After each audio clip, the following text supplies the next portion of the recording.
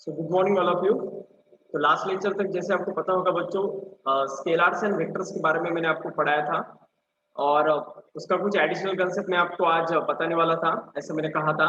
तो स्टार्ट करते हैं बच्चों उसके साथ। देखिएगा आप, स्केलर्स एंड वेक्टर्स मतलब एग्जैक्टली क्या रहेगा। मतलब आपको डेफिनेशन तो सबको पता होता है। Scalar means the quantity which having only magnitude, while vector quantities having both magnitude as well as direction. लेकिन ये समझ में नहीं आता है कि मैग्नीट्यूड मतलब होता क्या है, डायरेक्शन मतलब एग्जैक्टली कैसे उसका इंटरफेयर, मतलब एग्जैक्टली उसका कंसेप्ट कैसे रहेगा। इस वजह से देखिएगा, इसको समझाने के लिए मैं आपको एक एक्सपेरिमेंट मतलब एक एग्जांपल देता हूँ। सपोज देखिएगा बच्चों, ये एक मास मेजरिंग पैन है। ओके, इसके ऊपर कुछ भी चीज रखोगे आप, तो यहाँ पर आपको डिजिटल मीटर होगा जो आपको उसका मास दिखाई देगा। समझ में आ रहा है? आपने देखा होगा जनरली कोई भी शॉप के अंदर आपको ये दिखाई देगा। कोई भी शॉप के अंदर आप देख सकते हो कि ये जो मास मेजरिंग पैन है, इसके ऊपर अगर हम कोई भी चीज रखते हैं ना, तो उसका आपको यहाँ पर मास डिस्प्ले होने वाला है। तो सपोज मैंने क्या किया बच्चों, आप एक पेन लिया, जो हमारा पेन होता है ना, जो आप यूज करते हो, तो इस पेन को मैंने यहाँ पर रखा है। ओके, तो सपोज एक रफ हम रीडिंग ले लेते हैं। इसका रफ रीडिंग क्या होगा, सपोज हम ले लेते हैं 10 ग्राम। तो जैसे आप पेन रखते हो इस मास मेजरिंग पैन पर, तो आपको उसका मास कितना दिखाई देगा बच्चों? 10 ग्राम सपोज आपको दिखाई दे रहा है, ऐसा हम एज्यूम करते हैं। अब बताओ मुझे, मैंने ये पेन उठाया और फिर से मैंने क्या किया, इस पेन को ऐसे न रखते हुए मैंने इस पेन को ऐसा रखा। पहले हॉरिजॉन्टल रखा था, अभी वर्टिकल पोजीशन में रखा है। Now tell me what will happen to its reading of mass. इसका मास क्या होगा, बोलो बच्चों आप। Reading will same. Reading will Same. Same. Okay, Same. Same. ठीक है, सभी को ऐसा लग रहा है कि रीडिंग सेम रहेगा? Yes, sir. कोई Sir, है it will जिसको लग रहा है कि ये रीडिंग सेम It नहीं will होगा? differ.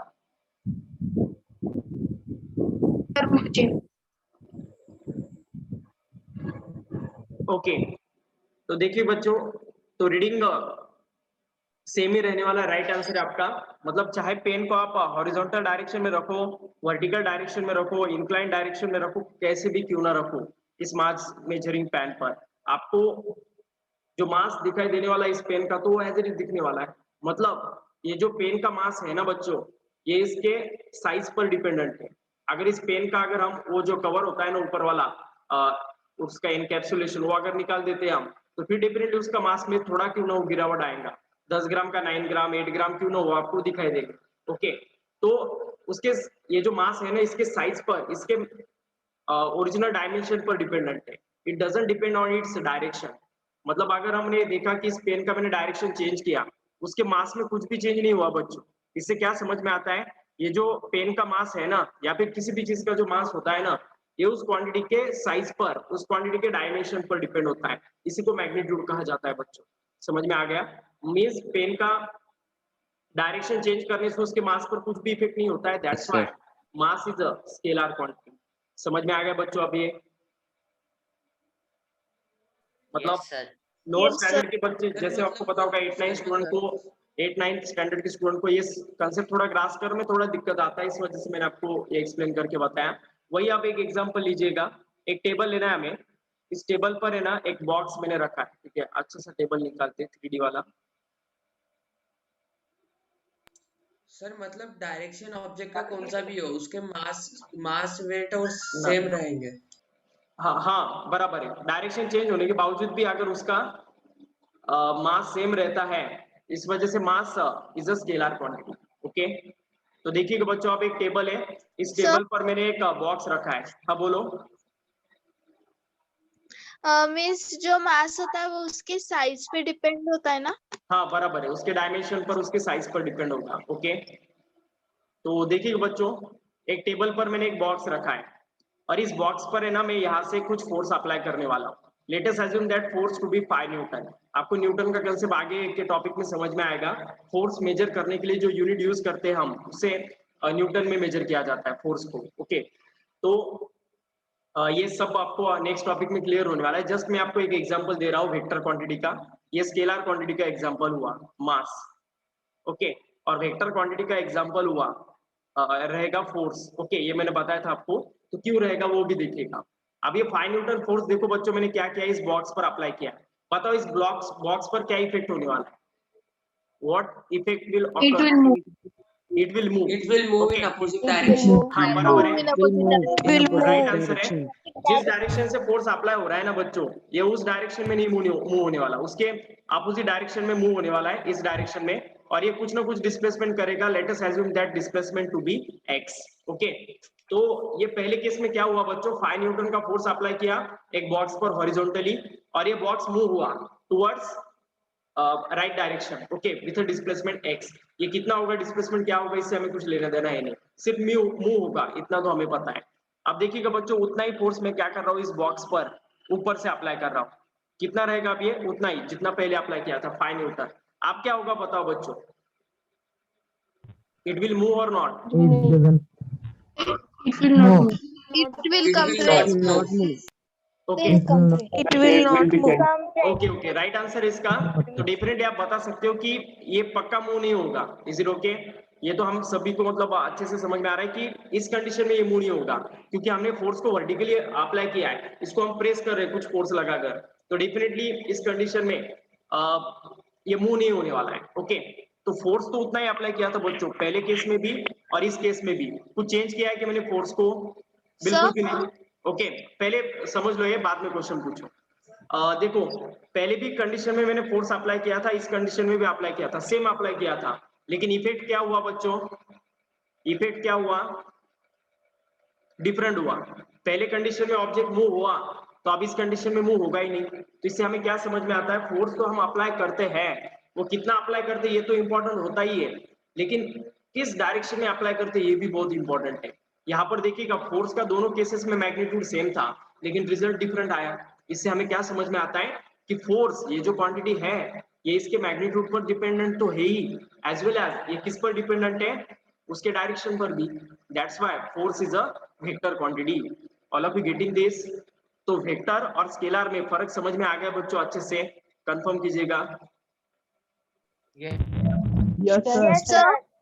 हाँ बोलो। सर, हम ऊपर से फोर्स लगा रहे तो वो कंप्रेस होगा ना? मतलब आप डिपेंड होगा वो ऑब्जेक्ट का स्ट्रक्चर कैसा है, उस ऑब्जेक्ट का नेचर कैसा है। आपको पता होगा स्टोन के ऊपर अगर हम ऊपर से फोर्स अप्लाई करेंगे तो वो कॉम्प्रेस नहीं होगा, वही अगर रबर या फिर डस्टर पर आप अप्लाई करोगे तो कॉम्प्रेस होगा। ओके, तो उससे हमें कुछ लेना देना नहीं। ऐसे एज्यूम करो कि ये ऑब्जेक्ट रिजिड है स्टोन की तरह। ओके, तो फिर होगा कि ये मतलब वो भी कॉम्प्रेस भी हुआ तो भी चलता है, वो भी एक इफेक्ट ही है ना, लेकिन पहले कंडीशन में वो मूव हो रहा था 5 न्यूटन फोर्स अप्लाई करने के बाद, दूसरे कंडीशन में वो कॉम्प्रेस होगा, तो इफेक्ट तो डिफरेंट हुआ ना। फोर्स तो सेम अप्लाई किया, लेकिन आउटपुट हमें डिफरेंट डिफरेंट मिल रहा है। Okay, that's why.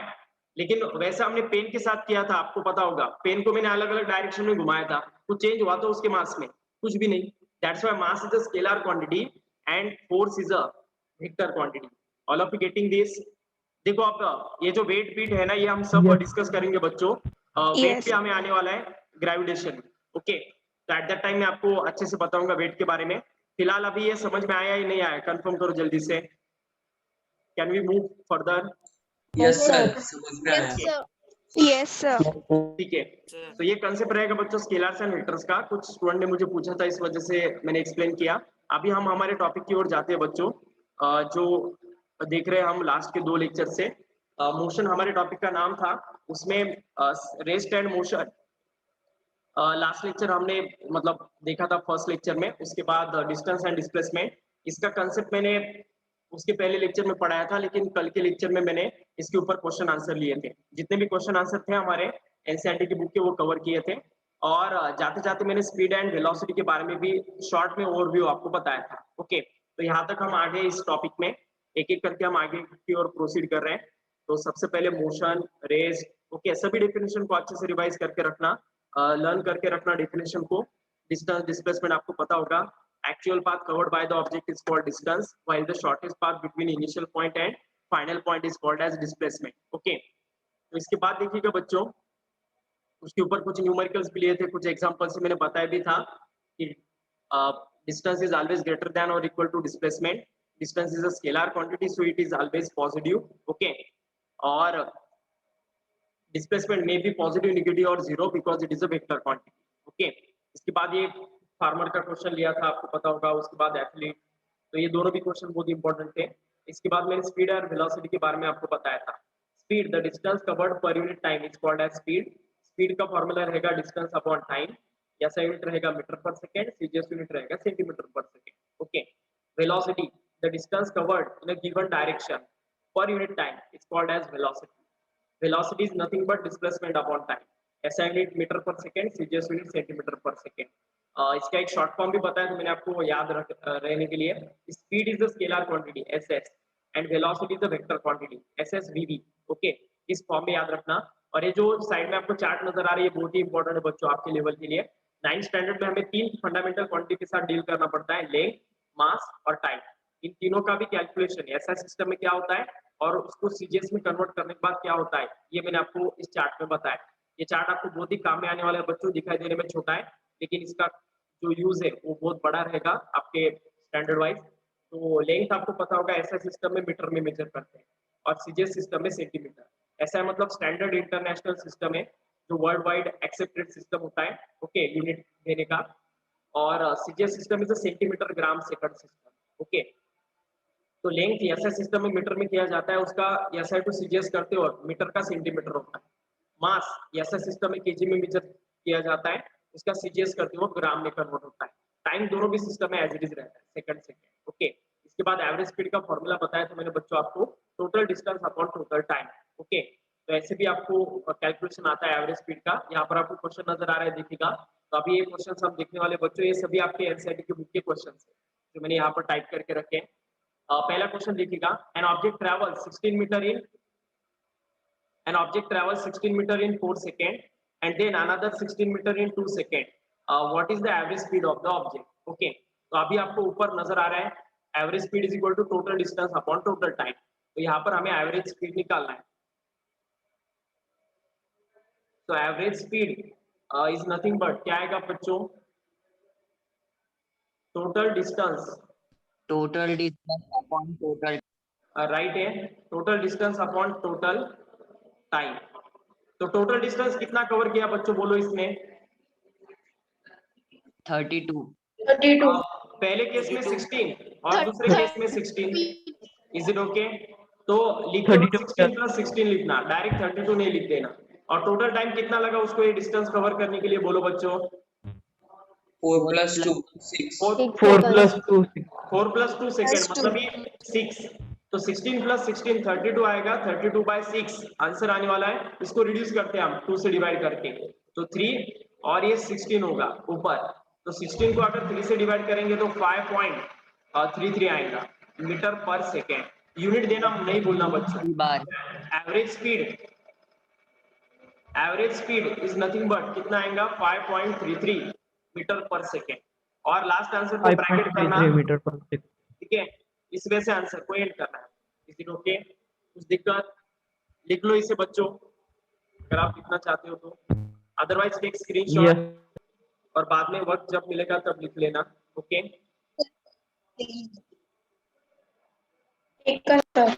समझ में आ गया सभी को? बहुत ही इजी क्वेश्चन था ये। Yes sir. इस टाइप के क्वेश्चंस आपको पूछे जाते हैं बच्चों।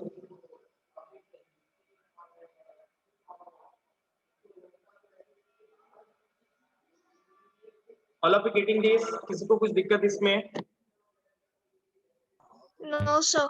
ओके, नाउ टेक नेक्स्ट फिर कार क्वेश्चन। की एवरेज, हाँ बोलो। सर कार की एवरेज स्पीड भी यही फॉर्मूला के हिसाब से निकाली जाती है क्या? हाँ, कार हो, ट्रेन हो या कोई साइकिल हो, कोई भी चीज जो मूव कर रहा है ना, उसका एवरेज स्पीड इसी फॉर्मूले से निकाला जाता है बच्चों। ओके, छोटे से बड़ा ट्रक भी लो आप, कोई भी व्हीकल हो, उसका स्पीड निकालना है तो यही फॉर्मूला रहेगा। इसके ऊपर पूरे क्वेश्चन देखने वाले हैं बच्चों हम, धीरे धीरे सिर्फ देखो, आप आगे आगे जाते हैं हम। अब नेक्स्ट है Usha swims in a 90 meter long pool. She covers 180 meter in 1 minute by swimming from one end to the other and back along the same straight path. Find the average speed and average velocity of Usha. तो इसमें average speed तो निकालना ही है बच्चों, average velocity भी निकालना है। इस कंडीशन को हम डायग्रामेटिकली प्रोजेक्ट करते हैं बच्चों ताकि क्वेश्चन इजी लगे। Usha swims in a 90 metre long pool. तो उषा एक पूल के अंदर स्विमिंग करने वाली है, ऐसा एक पूल रहेगा। अब इतना छोटा नहीं लेता है वो, लेकिन डायग्राम निकालने के लिए, हम एनालिसिस करने के लिए कंडीशन को ऐसे दिखा रहे हैं। तो पूल कितना लंबा है बच्चों? 90 metre. Is it okay? 90 metre long pool है, ओके। और उसने कितना डिस्टेंस कवर किया है? 180 मीटर। लेकिन कैसे? 180 मीटर शी कवर्स डिस्टेंस, तो उसने जो डिस्टेंस कवर किया है वो 180 मीटर है बच्चों, ओके। और कितने टाइम में किया है? 1 मिनट, ये उन्होंने दिया है हमें, ओके। बाय स्विमिंग फ्रॉम, अब कैसे वो देखो, पूल तो 90 मीटर का है, फिर उसने 180 मीटर कैसे कवर किया? तो यही उन्होंने बताया बच्चों, by swimming from one end to the other end back along the stream straight path, okay. मतलब वो पहले यहाँ से यहाँ गई स्विमिंग करते वक्त, और फिर से उसी लाइन से वो वापस आई। तो जाते वक्त 90, आते वक्त 90, मिलकर कितना डिस्टेंस कवर किया उसने? 180 मीटर, ओके। 180 आपको पता होगा एवरेज स्पीड और एवरेज वेलोसिटी का ऐसे यूनिट क्या है, बोलो बच्चों? सेकंड। एवरेज स्पीड मतलब डिस्टेंस बाय टाइम, हाँ टोटल बराबर, डिस्टेंस बाय टोटल टाइम, हाँ बोलो। And average Total time. Velocity means total displacement by total time. ठीक है चलेगा, फॉर्मूला आपने बता दिए हैं, लेकिन मुझे यूनिट बताओ उसका बच्चों। यस सर मीटर मीटर पर मीटर पर सेकेंड, कंफर्म। लेकिन देखो अभी प्रॉब्लम ये है कि हमें डिस्टेंस तो मीटर में दिया है, लेकिन टाइम मिनट में दिया है। तो प्रायोरिटी वाइज हमें पहले टाइम को किस में कन्वर्ट करना पड़ेगा? सेकंड में। बताओ 1 मिनट के अंदर कितने सेकंड्स होते हैं? 60। तो फिर आपको ये गिवन डेटा लिखते वक्त ही कन्वर्ट करना है बच्चों। इस स्टेप का नाम गिवन डेटा रहेगा। तो गिवन डेटा लिखते समय ही आपको ये करना है। इसके बाद आप देखिएगा बच्चों, क्या फाइंड आउट करना है हमें? Average speed and average velocity.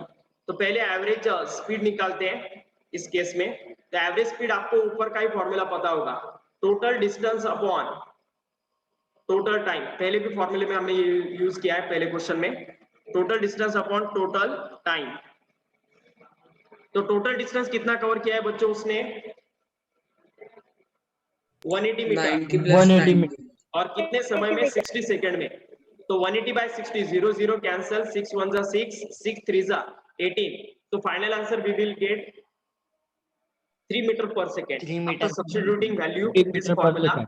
तो एक काम तो हो गया हमारा एवरेज स्पीड निकालने का, और उसका वैल्यू आएगा 3 मीटर पर सेकेंड, ओके। अब ये एवरेज वेलोसिटी निकालना है हमें। तो average velocity is nothing but क्या आएगा? Total displacement, displacement upon total time. Total displacement upon Total total displacement. Time, ठीक है। तो बताओ बच्चों, उसने इस पॉइंट से मोशन करना स्टार्ट किया था, 90 मीटर डिस्टेंस कवर करने के बाद back along the same straight path, उसी पाथ से वो वापस आई। मतलब जिस पॉइंट से उसने मोशन स्टार्ट किया था ना, उसी पॉइंट पर वो मोशन खत्म होने के बाद है। तो बताओ उसका डिस्प्लेसमेंट कितना होगा? Displacement. 0 तो इस वजह से डिस्प्लेसमेंट 0 रहेगा। नो डाउट टाइम 60 सेकंड ही रहेगा, ओके। तो 0 by 60 मतलब ये आंसर क्या रहने वाला है? 0 metre per second. Is it okay? 0 meter per second. समझ में बच्चों? Yes. बहुत इंपॉर्टेंट क्वेश्चन ये है। Yes, ऐसे sir. क्वेश्चंस आपको 2 या फिर 3 मार्क्स के लिए पूछे जा सकते हैं, ओके। ठीक है, कुछ दिक्कत बच्चों आप इसमें? No sir. No, sir. जाना है आगे की ओर? Yes, sir. Okay. Yes, sir. Velocity का प्रॉपर मीनिंग क्या है? वेलोसिटी मतलब बच्चों, जैसे मैंने बताया था उसका डिफिनेशन भी लिख कर दिया है, the distance covered in a given direction per unit time, okay. एक ही डायरेक्शन में वो कितना डिस्टेंस कवर करता है पर यूनिट टाइम, इसका कैलकुलेशन मतलब क्या रहेगा? वेलोसिटी रहेगा, okay. Is it okay? Yes sir. तो देखिएगा बच्चों, आप ये जो नेक्स्ट क्वेश्चन है इससे हमें और एक कंसेप्ट क्लियर होने वाला है, और वो कंसेप्ट किसका रहेगा? देखिएगा, ओडोमीटर। ओडोमीटर नाम का एक इंस्ट्रूमेंट होता है जो डिस्टेंस मेजर करने में काम में आता है। आपको पता होगा कार के अंदर आपको स्पीडोमीटर तो होता ही है जो स्पीड बताता है, एज वेल एज ओडोमीटर नाम का भी एक इंस्ट्रूमेंट होता है जो आपको डिस्टेंस मेजर करवा के देता है, ओके। अब बच्चों देखिएगा, इसमें ना हमें एक कन्वर्जन फैक्टर लगने वाला है अब, जो मुझे यहीं पर आप पढ़ाना पड़ेगा, नो डाउट। देखिएगा, वेलोसिटी हो या फिर स्पीड हो, दोनों का ऐसा यूनिट क्या होता है? मीटर पर सेकेंड होता है। लेकिन बच्चों आपने देखा होगा, कार हो, हमारा बाइक हो, उसमें स्पीड किस में मेजर किया हुआ नजर आता है? आपके बाइकर जो स्पीडोमीटर होता है, उसमें आप स्पीड किस में मेजर करते हैं?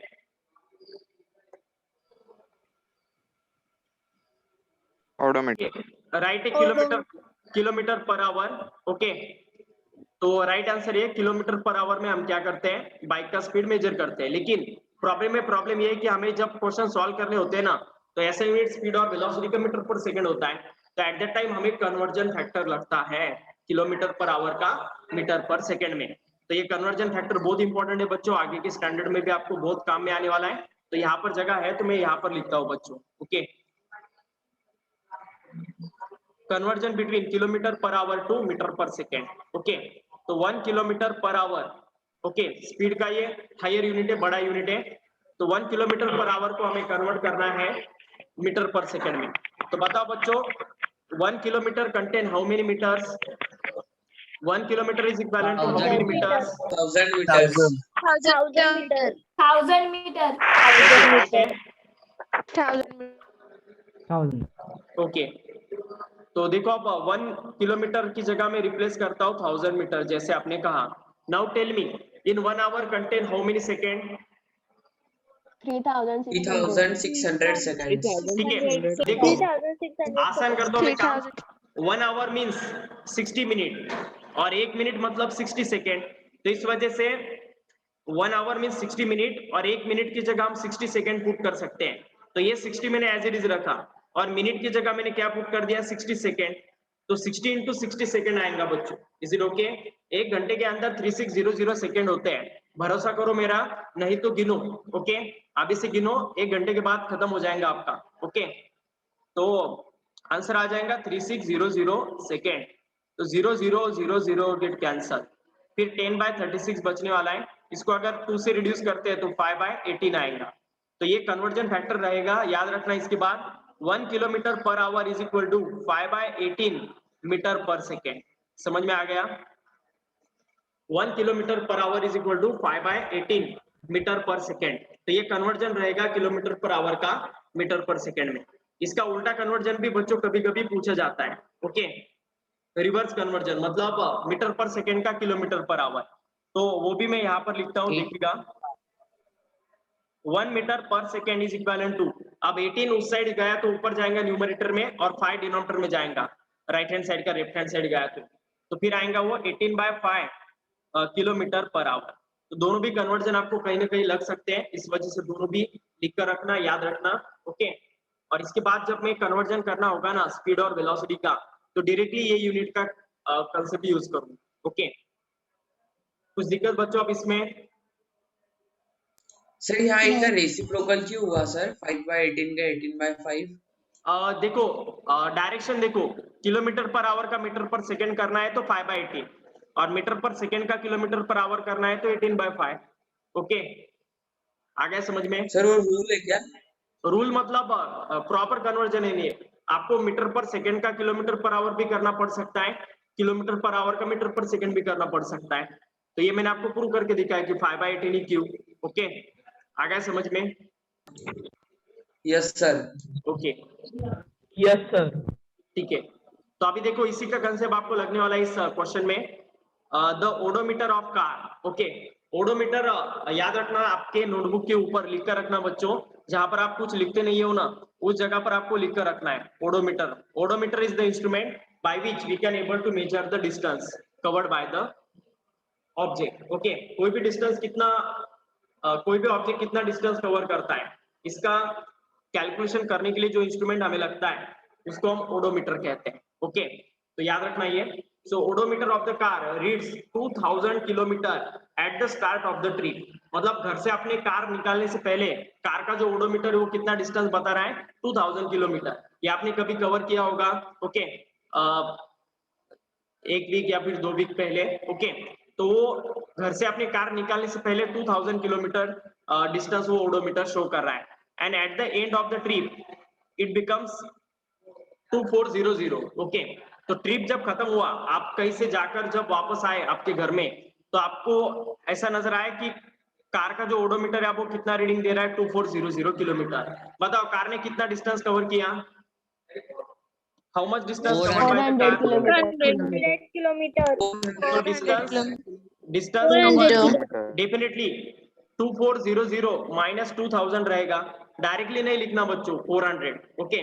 तो 2400 माइनस 2000, तो ये आएगा 400 किलोमीटर, 400 किलोमीटर, ओके। तो ये पहला डेटा हमें मिल गया। If the trip took 8 hours, मतलब कितना टाइम लगा है उस ट्रिप को खत्म होने के लिए, 8 आवर्स का, ओके।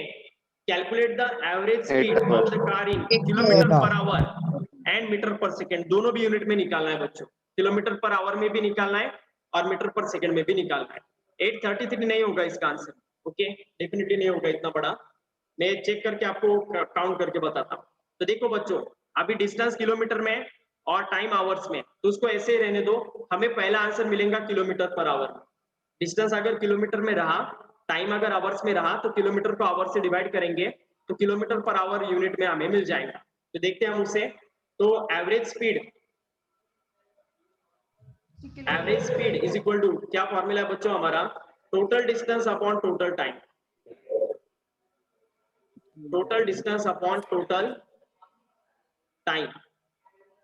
तो टोटल डिस्टेंस कितना कवर किया था उस कार ने, 400 किलोमीटर, टोटल टाइम कितना लगा, 8 आवर्स, तो 8 का मल्टीपल है 45 और 0 एज इट इज आएगा वो, तो 50 किलोमीटर पर आवर, ये मिल गया पहला answer in terms of kilometre per hour, okay. Now we have to find in metre per second. तो एवरेज स्पीड देखो बच्चों, अब किलोमीटर पर आवर में है, 50 किलोमीटर पर आवर है, बताओ इसे कितने से मल्टीप्लाई करने के बाद ये मीटर पर सेकेंड में चला जाएगा, by how much we have to multiply, 18/5 18 by 5 नहीं, किलोमीटर पर आवर है, किलोमीटर पर आवर का, हाँ अच्छे से देखो बच्चों, कंफ्यूज नहीं होना है, वो दोनों भी यूनिट्स में जो मैंने आपको बताए। देखो मीटर, किलोमीटर पर आवर का अगर मीटर पर सेकेंड आपको करना हो तो फिर आपको 5/18 से उसे मल्टीप्लाई करना है, ओके। तो देखिएगा, 50 को मैं 5/18 से मल्टीप्लाई कर रहा हूँ, ओके। तो अब ऊपर कितना आएगा देखो, अब 250 is it okay, divided by 18 आएगा। तो इसको अब जितना हो सके उतना रिड्यूस करना है बच्चों। आई थिंक मुझे लगता है 2 से हम सही किया, रिड्यूस नहीं होगा। 2 से किया तो ये 9 आएगा, ऊपर 125 आएगा, is it right, okay. Yes sir. Sir 9 1 9, 13.88 answer आएगा। ठीक है देखते हैं हम। 9 1 9, 3 रिमेनिंग 35, 9 3 27, 8 बचेगा 80, 9 8 72, ओके 8 बचेगा, तो अब ये चलता रहेगा, तो 13.88 मीटर पर सेकेंड ये रहेगा आंसर, इज इट ओके। कुछ दिक्कत बच्चों अब इसमें, all of you getting no this, sir. सभी बच्चों को समझ में आ गया, यस सर। Yes sir. पक्का, यस सर। ओके ठीक है। तो ये रहा इस क्वेश्चन का आंसर, लिख लो इसे अगर किसी का लिखना बाकी है तो। अब ये सबसे हायर कंसेप्चुअल क्वेश्चन है बच्चों, इसके बाद स्पीड और वेलोसिटी कैलकुलेशन का जो कंसेप्ट है वो आपको एग्जैक्टली क्लियर हो जाएगा कि एग्जैक्टली क्या होता है, कैसे होता है, ओके। तो एक लास्ट क्वेश्चन है, टाइम थोड़ा कम बचा इस वजह से मैं इसे जल्दी स्किप कर रहा हूँ, स्क्रीनशॉट लेते रहो बच्चों आप अगर कुछ जल्दी होता है तो। Joseph jogs from one end A to the other end B of a straight 300 meter road in 2 minutes 30 seconds. Joseph jogging कर रहा है, सवेरे सवेरे सभी जॉगिंग करते हैं, आई होप आप सभी करते होंगे, तो वैसे ही जोसेफ जॉगिंग कर रहा है और एक पॉइंट ए से एक पॉइंट बी पर गया हुआ, ओके। तो ये जोसेफ है, जोसेफ ए से जॉगिंग करना स्टार्ट कर दिया, उसने बी पर गया हुआ, ओके, स्ट्रेट लाइन डिस्टेंस से, ठीक है। और ए टू बी के बीच का डिस्टेंस फासला कितना है, 300 मीटर का, और ये डिस्टेंस कवर करने के लिए उसको 2 मिनट 30 सेकेंड लग रहा है टाइम, ओके। और फिर उनका आगे कहना है कि then turns around and jogs 100 metre back, तो वो वापस मुड़ गया, ओके, यहाँ से यहाँ गया वो पहले तो ए टू बी और 300 मीटर इतना डिस्टेंस कवर किया, फिर उसका मन किया कि उसको वापस जाना है, ओके, उसको रास्ते में कुछ नजर आया खाने की चीज, तो फिर से वो वापस गया दौड़ते दौड़ते, ओके। और कितना मीटर डिस्टेंस कवर किया उसने, 100 मीटर। ये भी स्ट्रेट ही है लेकिन एक लाइन पर नहीं दिखा सकते, इस वजह से मैंने ये लाइन थोड़ा नीचे ड्रॉ किया आपको समझने के लिए, ओके। और कितना समय लगा उसको 100 मतलब ये 100 मीटर डिस्टेंस कवर करने के लिए अनदर 1 मिनट लगा। Okay, and back to the point C, तो ये सी पॉइंट पर वो वापस आ गया। तो इतना ही उसका था। पहले वो ए टू बी गया 300 मीटर उसने कवर किया 2 मिनट 30 सेकंड में। उसके बाद वो बी से वापस आ गया सी पॉइंट पर। ओके, और 100 मीटर कवर किया इस समय उसने बी टू सी 1 मिनट के अंदर। So what is the Joseph's average speed and velocities in jogging from A to B and A to C. तो इन दोनों केसेस में हमें दो कैलकुलेशन करने हैं, एवरेज स्पीड भी निकालना है और एवरेज वेलोसिटी भी निकालना है। तो सबसे पहले हम केस लेते हैं from A to B. Okay, from A to B वो जा रहा है ऐसा हम एज्यूम करते हैं। ओके, और इस केस में हम एवरेज स्पीड निकालते हैं। तो average speed is equal to क्या आएगा बच्चों, total distance upon total time. अब ये किस केस में जा रहा है वो, A to B. A to B जाते हो कितना डिस्टेंस कवर किया बोलो बच्चों उसने, how much distance 300 covers 300 meter 300 meter, right answer है। और कितने समय में, 2 मिनट 30 seconds. 2 minute 30 second. बताओ इसमें कितने सेकंड्स होते हैं, 2 मिनट के अंदर 120 और ये 30 मतलब कितना होने वाला है 150 सेकंड्स। समझ में आ गया? 150. क्योंकि डिस्टेंस मीटर में बच्चों तो टाइम डेफिनेटली सेकंड में चाहिए तभी ये कैलकुलेशन होगा। इस वजह से टाइम को सेकंड में कन्वर्ट कर दिया। 150 0 कैंसल, 15 1 जा 15, 15 2 जा 30। सो फाइनल आंसर आएगा एवरेज स्पीड का 2 metre per second. Is it okay? So average speed in this condition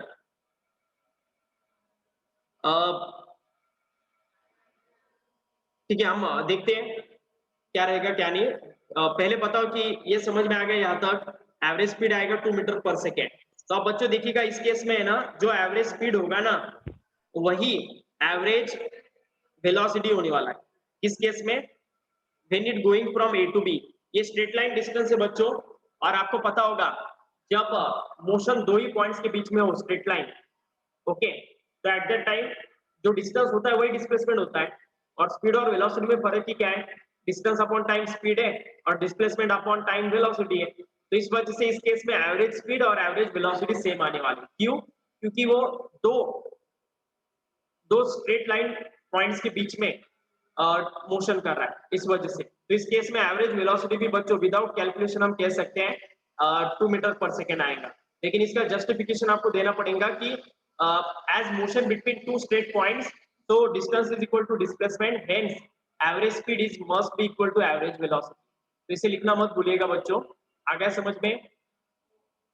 Is it okay and clear to all of you? Yes, sir. Sir, can you repeat? Yes, sir. Yes, Okay. sir. देखो ये जो ए to B path था ना बच्चों, इस ए to B path में उसने 300 metre distance cover किया था स्ट्रेट लाइन में। कितने समय में? 2 मिनट 30 सेकंड में। तो आपको पता था, मैंने स्टार्टिंग में जब डिस्टेंस डिस्प्लेसमेंट पढ़ाया था कि अगर दो पॉइंट के बीच में अगर मोशन रहा ना, तो जो डिस्टेंस होता है वही डिस्प्लेसमेंट आता है। मतलब जो एक्चुअल पाथ रहेगा उसका वही उसका शॉर्टेस्ट पाथ है।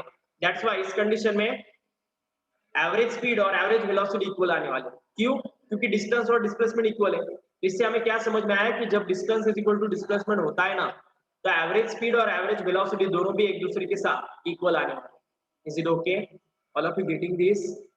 कुछ दिक्कत किसी को? Yes, sir. No, sir. ठीक है No, बच्चों, अभी इसका दूसरा कैलकुलेशन है लेकिन समय बहुत ही क्रिटिकली कम है।